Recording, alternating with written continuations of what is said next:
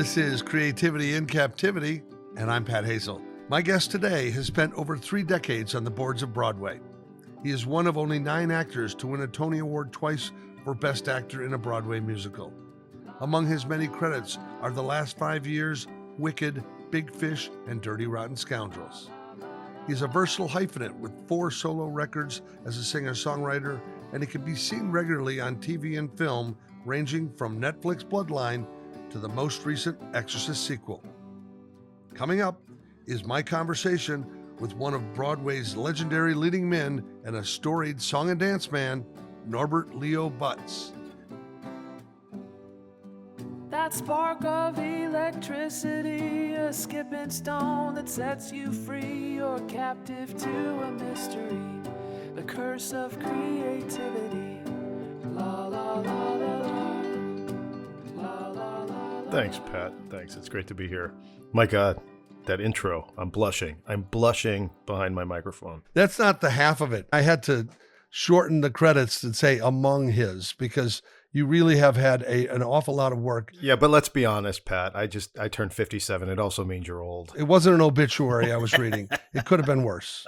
In your lifetime, did you imagine all these opportunities unfolding from when you were maybe young in the arts?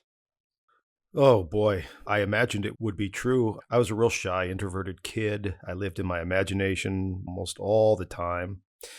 And I hoped that there was a life beyond rural Missouri. I had no idea what that was going to look like. I've had the good fortune, Pat, of having some really great mentors and just being dumb enough to not question the gift horse, to just take the opportunities as they've come and try to build a career in this nutty business. But yeah, it's a long way from my roots to where I'm at.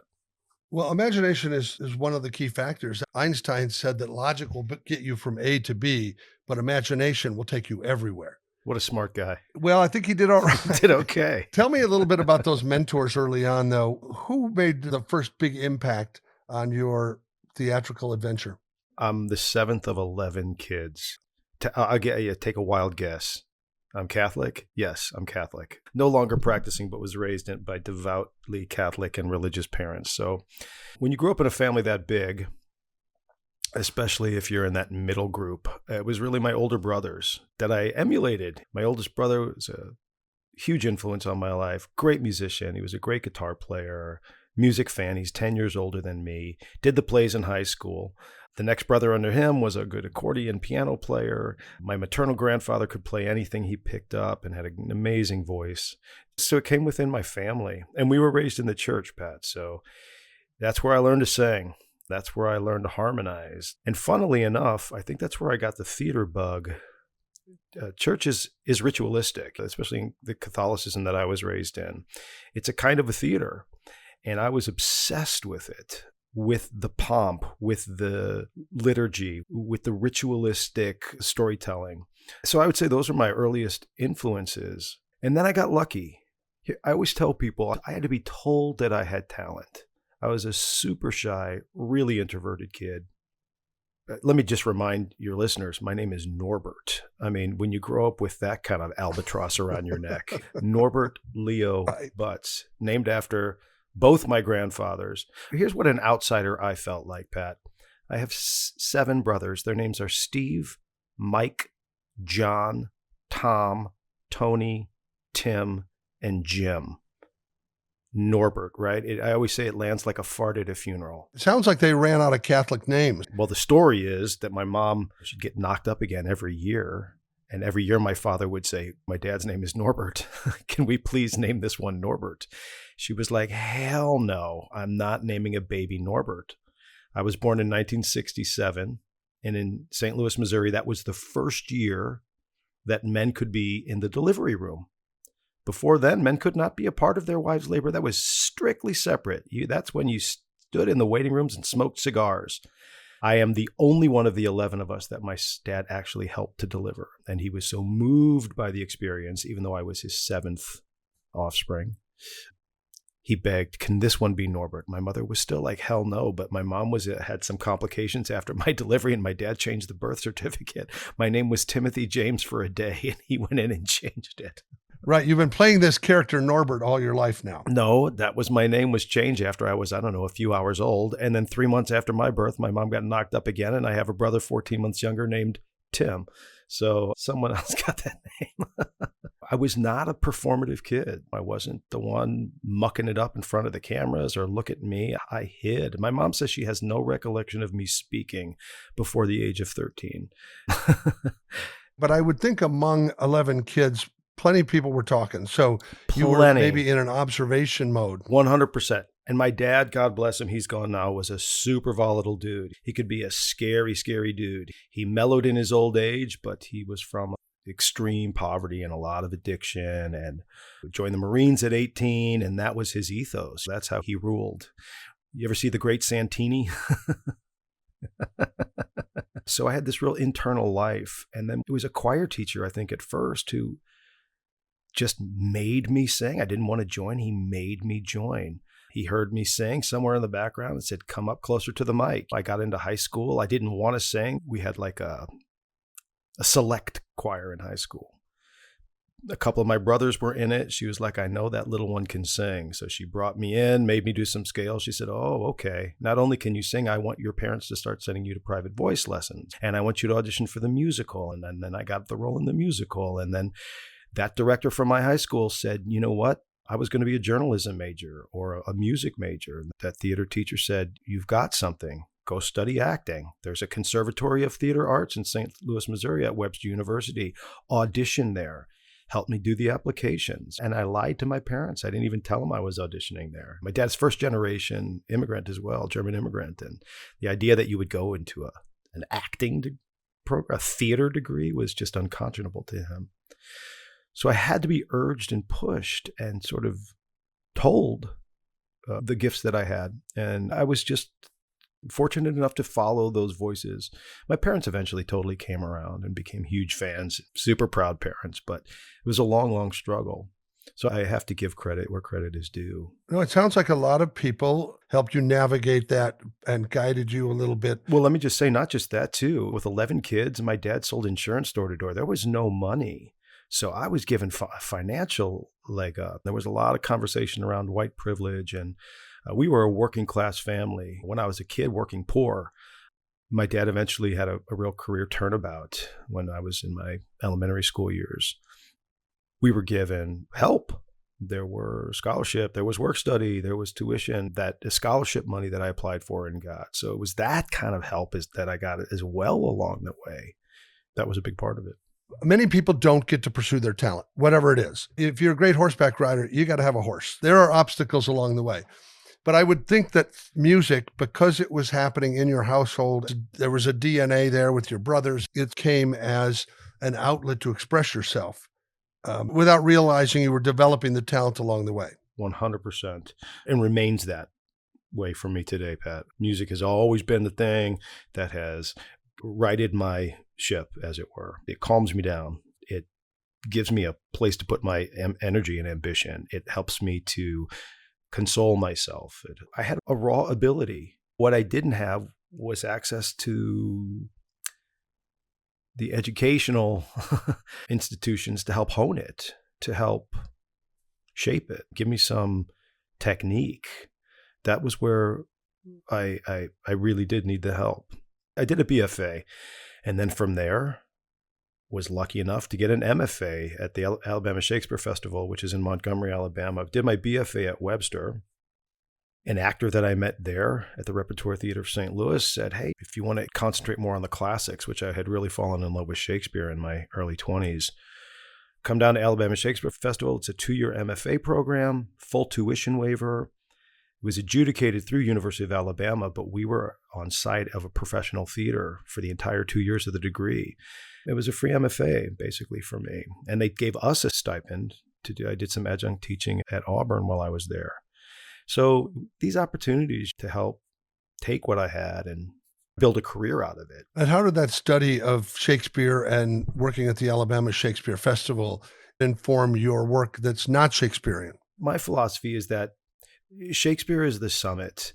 If you can do that, if you can analyze that text if you can speak and act on the line and psychologically make sense of that text, you can do anything. If a violin player can play Handel or Mozart, they're going to be okay doing bluegrass, you know? If a singer can sing Bellini or Schumann or any of those art song composers, they're going to be able to sing a Broadway tune. You mentioned earlier at church that you saw that as storytelling. And isn't that really the core of all the performance in Broadway and in television and film, that you're a storyteller among many storytellers putting this story out in the world? I agree with that statement. Yes, we are storytellers. But your responsibility to the story is as the interpreter of the music or the interpreter of the text. That's my specific way to help tell the story. I'm a linebacker and an otherwise offensive storytellers. So to do it to the best of my ability, I really felt like I needed the technique. Because what I would do again, Pat, I was obsessed with film early on. And then I became obsessed with theater. I did a year and a half in London as an undergrad and saw all the greats. I saw Vanessa Redgrave on stage. I saw Michael Gambon on stage. I saw Anthony Hopkins on stage, right? What are they doing? You become totally captured by a performance or by the power that an actor has. So you dig into them. You read the bios, you look at their credits, and they've got Shakespeare all over their credits. So I think even in my 21-year-old mind, I'm like, okay, follow that arrow.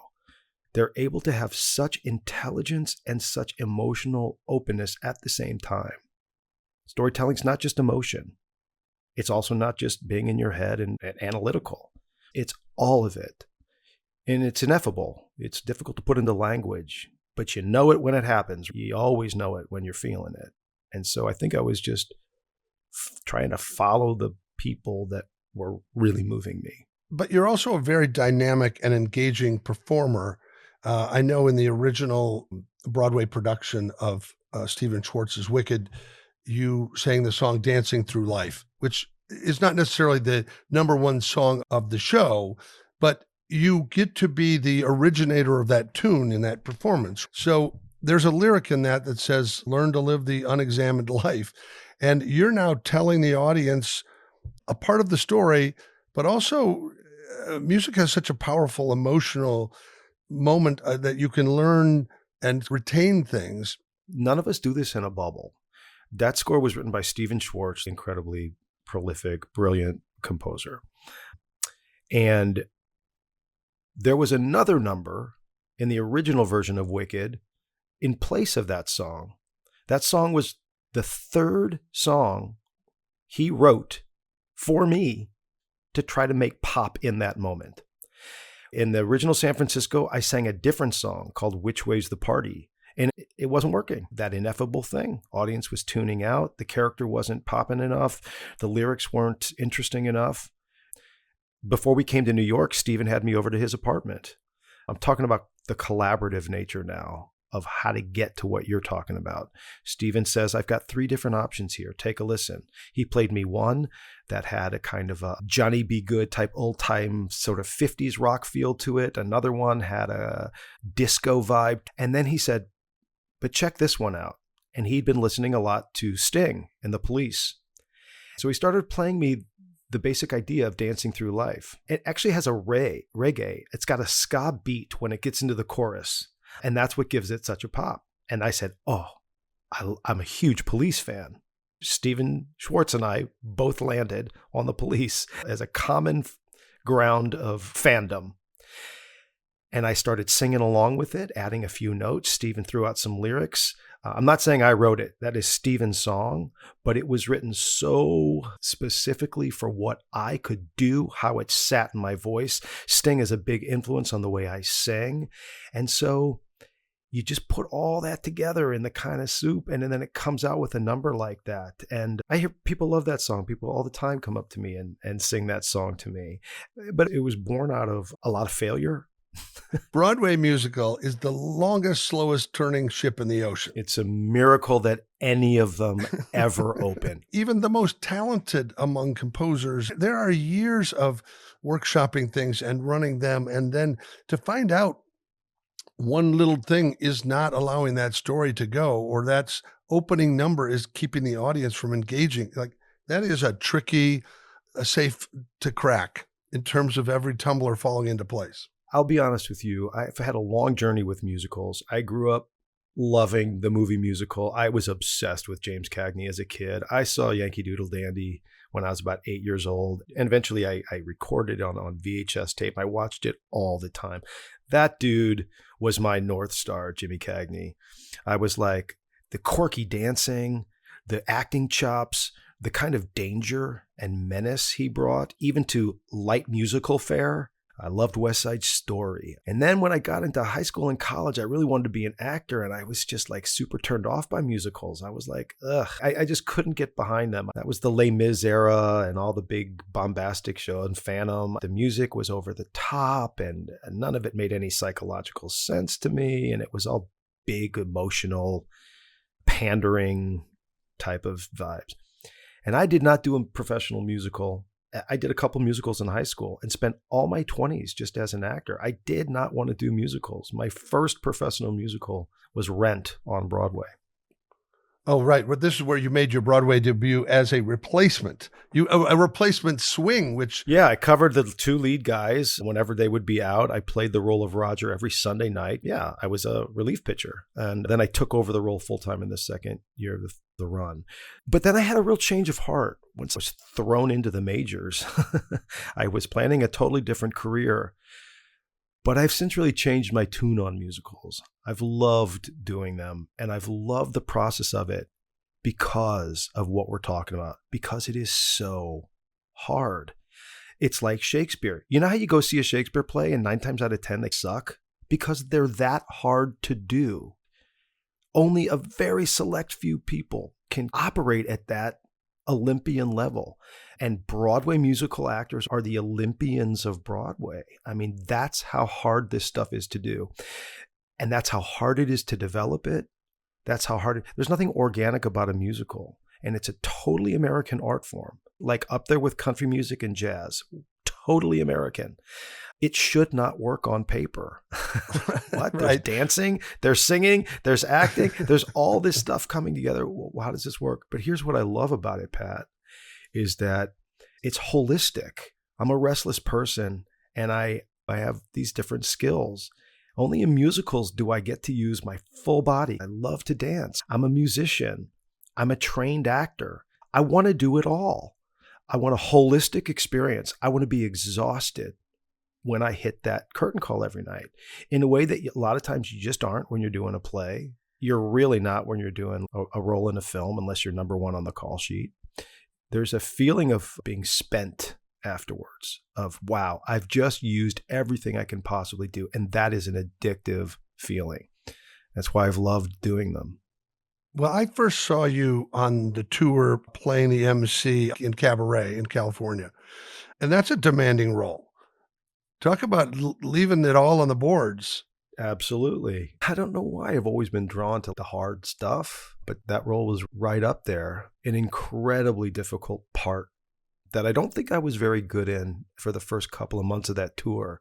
I must have seen you after the first couple of months. I grew into the part. The brilliant Rob Marshall, Sam Mendes directed that, and it was a hyper-physical production. It was a very political production, very smart production, very dark.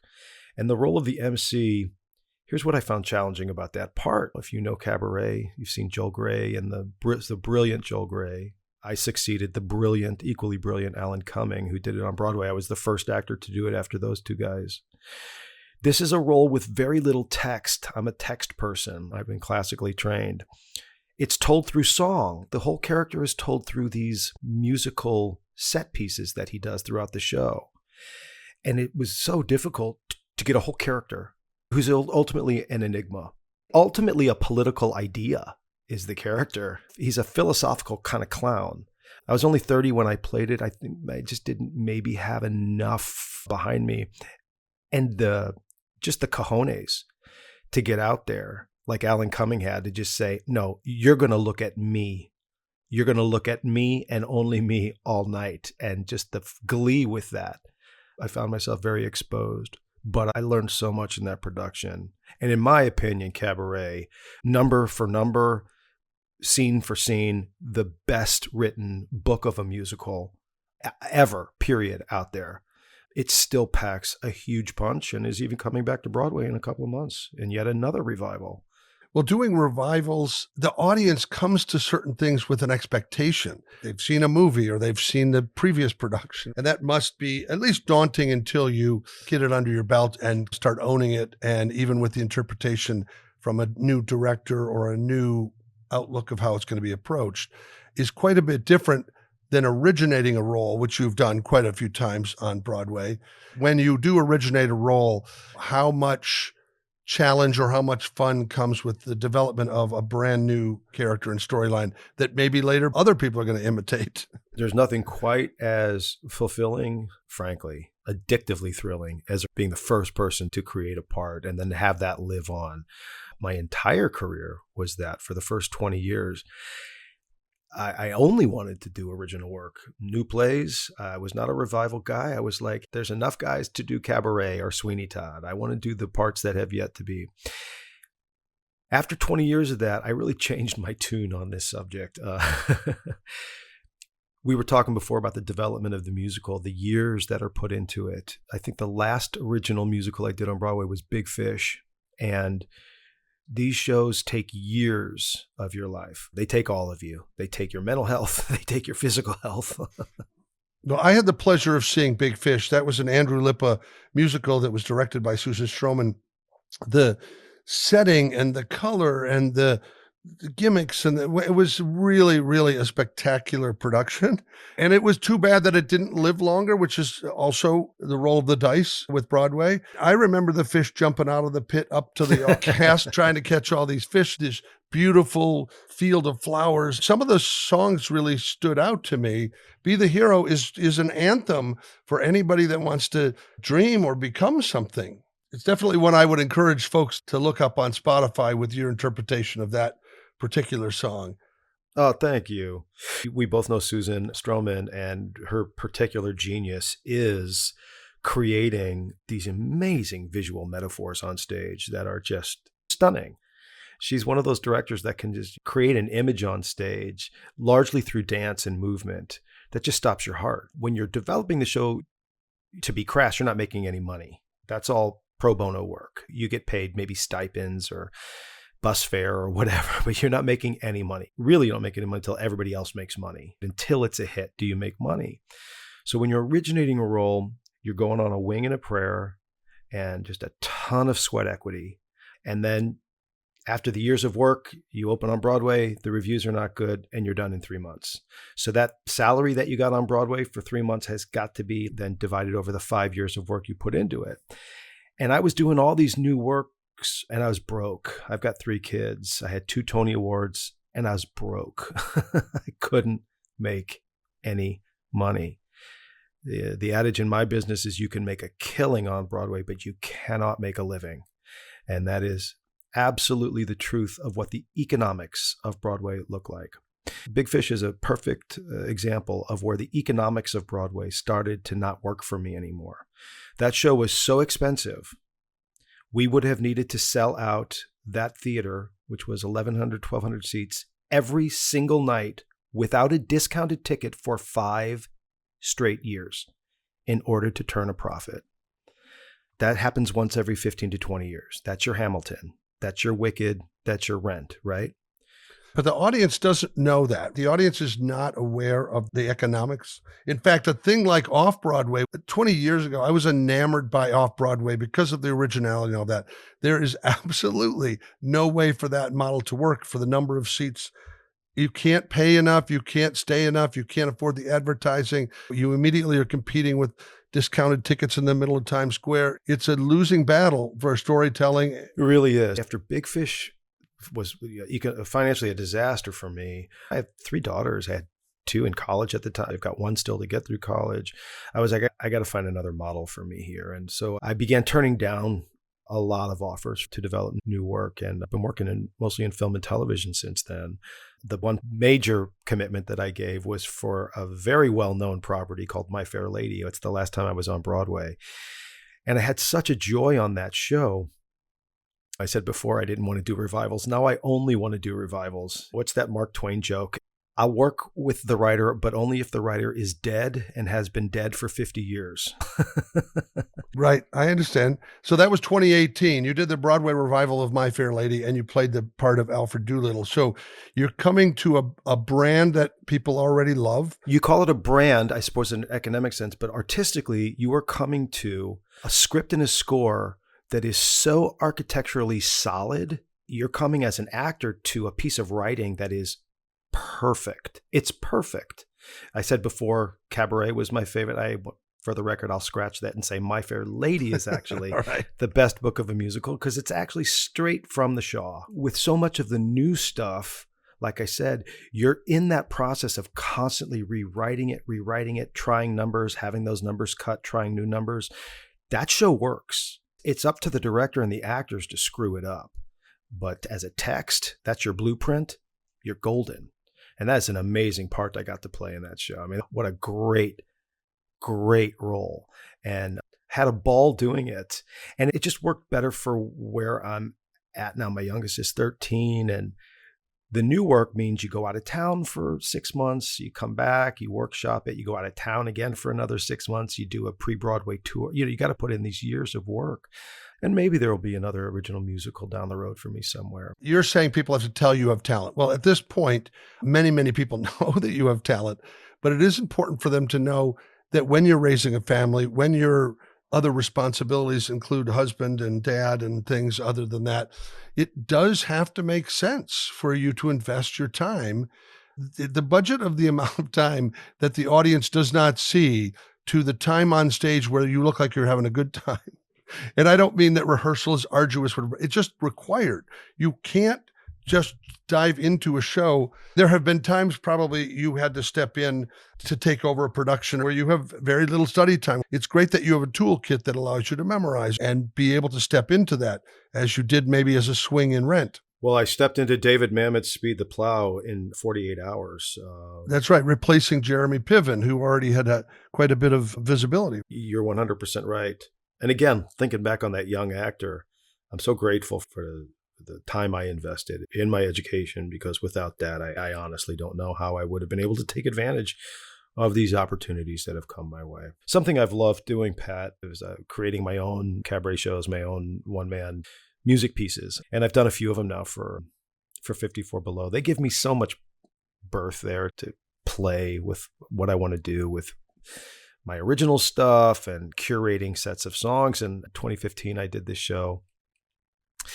I called it Girls, Girls, Girls. And I started with the premise that I've got 3 daughters. I have 17 nieces. I've got a wife. I have an ex-wife. I have 3 sisters. I'm often the only male in a room. And I was constantly being told, you don't understand how we think. You don't understand us. And so I kind of take that as a comical takeoff point to delve into the mind of the female. And I use Jungian archetypes and Greek goddesses as sort of archetypes. And then I find a modern pop, rock, or musical theater song that kind of illuminates each of those goddesses. And I take them on this journey. I had a friend who called it like a straight guy's tutorial on what it means to be a feminist in this crazy age. And I hired a great rock band, and it was a super fun show. But yeah, it was directly inspired by being a girl dad. Yeah, for sure. And isn't there a lot of joy in that kind of presenting of material, in that you get to be Norbert, not another character? You get to be the storyteller and the singer, and you interpret the song the way you want. Ultimately, it's the ultimate showcase of how you express yourself. Absolutely. And again, this whole conversation started with me saying I had to be told that I was talented enough to do something. Richard Frankel came to me right when he opened 54 Below, said, I want you to do a week of your own thing here. I said, Richard, I don't do cabaret. I was in rock bands in high school and college, and now I have this musical theater career. I'm not a Patti LuPone. I'm not a Christine Ebersole. I'm not somebody who can stand at a mic in a beautiful outfit with a piano player and do Sondheim covers. It's just not me. I said I'd never seen a Broadway musical until I was in one. I'd never been to a cabaret. I'd never been to the Carlisle. I thought this was an elite world that had nothing to do with me. And he said, Norbert, you're selling yourself short. Come. It's 2016. This whole world has opened up. Do what you want. He lit a fire under my ass, and I said, okay. I hired a music director, and I started coming up with some tunes that I really wanted to sing. I always just wanted to sing, and a theme emerged. And the first show I did there, I called it Memory and Mayhem. And all of the songs were memory songs, somebody looking back. I found a theme that kind of united it, and I loved it. And I found through that first week's run, I found this whole other way to express myself. And I didn't have to wait for someone else to say yes to me. That's the big difference, right? It's a huge difference. We actors, we sit around begging for permission to do the thing that we're excellent at. Please let me do the thing that I'm super skilled at doing. Please, please, please. And that just started flipping for me somewhere in my 40s, where I was just like, I no longer ask permission. The difference, in my eyes, is that it's like The Bachelor, where you're waiting to get picked and you're waiting to be given the rose. And it's quite a bit different when you're proactive about just going out and showing your power and seeing what it attracts to you. So that proactivity is quite a bit different than the desire, I want to get this part. If they just gave it to me, I could show them. And there's only one of those golden tickets on those shows. And okay, so now you don't get to be the lead, so you got to be in on the ensemble. And every step of doing that, even being the ensemble, you're trying to prove that you're good enough to be a lead in a future show. Right. But exactly. You were able then to record some of these. We recorded it over a couple nights and mixed it, and they released it. And I'm thrilled with it. And I've done 2 other records for them there. Right. So I want to be able to encourage the listener that they can find on Spotify some of these live from 54 Below, including Memory and Mayhem, which you just mentioned. I clicked on If These Walls Could Speak, which was a Jimmy Webb tune, and it was awesome. It was really a really beautiful interpretation and has nearly 200,000 downloads at this point. I'm not a huge social media guy. I try to stay somewhat connected to. Here's the thing I found, Pat, when social media exploded. I'm not a very social person, and I hate the media. I'm doubly screwed. But I do try to stay active on Instagram just to let people know where they can find me, so they can go to my Instagram. Well, maybe we can call you the king of anti-social media.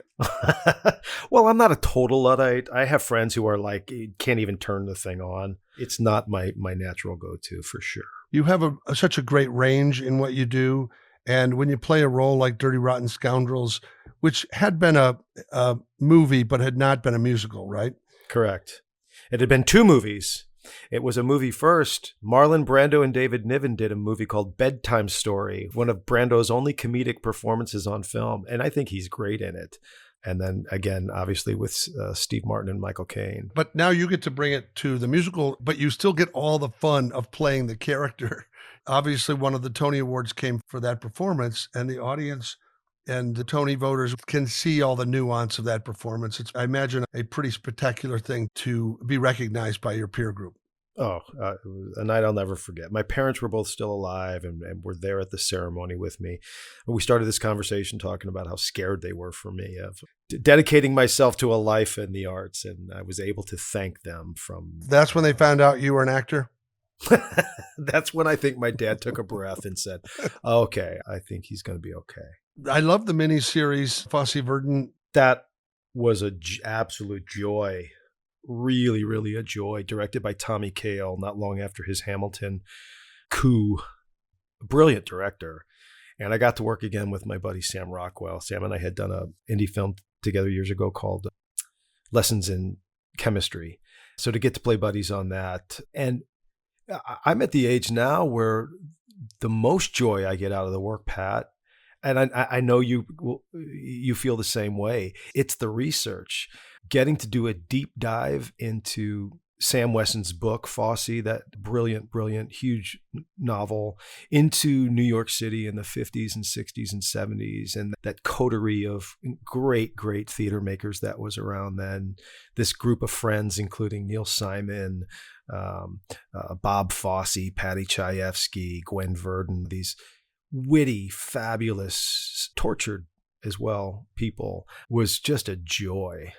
Well, in that study of playing a real person, because you've done it with Jeffrey Skilling in the Enron piece and other folks like that, tell me about the study and the responsibility of trying to ostensibly be that real person versus these fantastical characters that are made up. Chayefsky's fascinating because he remains a kind of a footnote in pop culture. First of all, he was a writer, a sometime director, but a writer, a playwright, and a two-time Academy Award-winning screenwriter. And this is before YouTube. This is the 50s and 60s. There's not a ton of footage of him, so I didn't feel constrained or beholden to holding up some image of Patty Chayefsky. Nobody would have known what he sounded or looked like. Obviously, there is footage that I was able to see. I talked a lot with Bob Fosse's daughter, who was a consultant on the film. I got some personal recordings from him. I got to do a deep dive into him.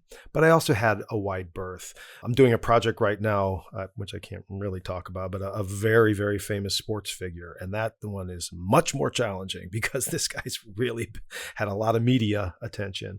Is he still alive? I know you can't tell us any details, but are you playing somebody that can see your performance? Yes. And I've done that a couple of times. I did a very tragic, dark miniseries called Girl from Plainview for Hulu about the terrible case in Massachusetts of a kid who killed himself at the behest of his girlfriend. And then the girlfriend was charged for manslaughter for those text messages. And I played the grieving father of this kid. And that guy's still alive. And that was a really, really painful job. Your empathy is just so far out there and you just want to get it right. But Chayefsky was fantastic because I could have my version of him and who was going to argue with it? Nobody. People don't even know when they're seeing a Chayefsky film. The Brilliant Network he wrote, still one of the greatest satires ever written. Another film that most people don't know, his first Oscar nomination, I think he was nominated 4 times. His first Oscar nomination was for a film called The Hospital with George C. Scott and Diana Rigg, which I always tell people, go find that movie. It's a comical kind of takedown of New York City health industries, of a big hospital and kind of the egos that are on the boards of those big hospitals. And then the beautiful film Marty with Ernest Borgnine. I tell you, Pat, you'd go on set and there was a spooky thing that happened on that set. Those actors were so good. My friend Nate Cordry played Neil Simon, and oh my God. It was like you were sitting there with these legends. You are heavily made up to look like Patty Chayefsky, right? Yeah, I did the wig and grew a beard, and no one will ever recognize me from that part. Acting is a lot of things. I do think it's an intellectual process, but a big part of it at the end of the day is called dress up. Like when we were 5, it's pretend. And when you get actors of that caliber who are pretending at that level, I'm telling you, it changes the energy in a room. It's quite magical. I love that. Okay, so here's your opportunity to give advice to the person that is going to play Norbert Leo Butz in the definitive story of your life. What is it that they need to know internally about you that they can get it right? Well, when you said advice, my only advice to people is never take anybody's advice. I always took advice from people, and it made me a people pleaser for a long time. I always feel like advice is you're asking someone to tell you what to do and who you are, and that's an inside job. But if they were trying to get to what makes me tick, I'll refrain from turning this into a joke, and I would try to sincerely and earnestly respond. I'm a person of faith. I was raised in a strict religious household and turned my back on that so hard by the time I was 16, like most of us do, and spent about 30 years trying to forget the kind of dogma that I was raised into. And I found myself at this ever advancing age, falling back on some of those beliefs. And I would not say it's institutional or even a Western type of spirituality. But I have discovered the importance of having belief, even belief in belief, if that makes a kind of sense. At the end of the day, you know as well as I, this is a super fickle business, and to try to glean any self-esteem or identity strictly from it is a fool's errand. That is a dangerous place to go. And I discovered with the ups and downs of this things that I better lay my claim on something a bit more solid. So I've come back to a kind of a spiritual practice, and that's been working for me as of late. When writing the story of your life, I don't remember who said this. They said, don't let anyone else hold the pen. I love that. That you be the author of your story. Be the hero of your story. Yeah. So I think we're going to close this episode out hearing a little bit of the lyric of Be the Hero that you sang in Andrew Lippa's Big Fish. That would make me very happy. Hey, I appreciate you investing the time and energy today. I love talking to you, Pat. What if I told you you could change the world with just one thought? What if I told you you could be a king? Anything you desired, boy, anything on a plate, all within your power to create. I know somewhere in the darkness there's a story meant for me, where I always know exactly what to say. I know somewhere some surprising ending waits for me to tell it my own way. Be the hero of your story if you can. Be the champion in the fight, not just the man. Don't depend on other people to put paper next to pen. Be the hero of your story, boy, and then you can rise to be the hero once again. Thanks for listening. Take a moment to subscribe, and we will hold your seat for more creative conversation and a weekly spark of inspiration. Our show is produced by Sweetwood Creative in Austin, Texas, with sound editing and crafty co-producing by Tucker Hazel.